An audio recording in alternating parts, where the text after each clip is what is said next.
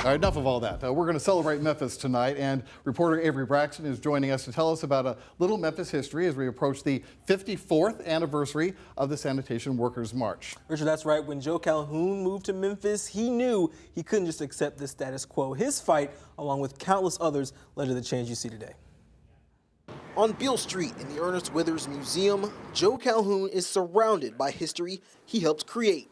An opportunity to tell people about the past, especially young people, so that they understand how we arrived at where we are. So this is me right here.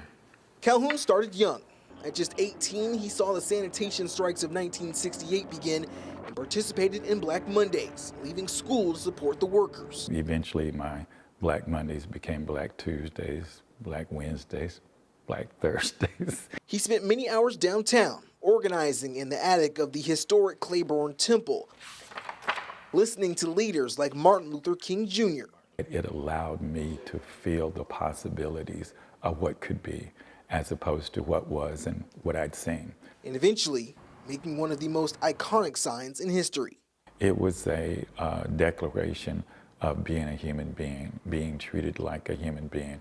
I am a man, treat me like a man. Sanitation workers fought for better wages, improved working conditions, and against unjust treatment.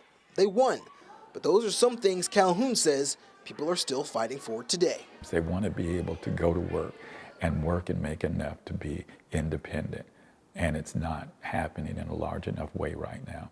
Until then, he'll keep educating. And Calhoun still participates in civic action. He marched in Black Lives Matter protests last year, and he tells me he always keeps a few I Am a Man posters in his trunk just in case he ever has to break them out.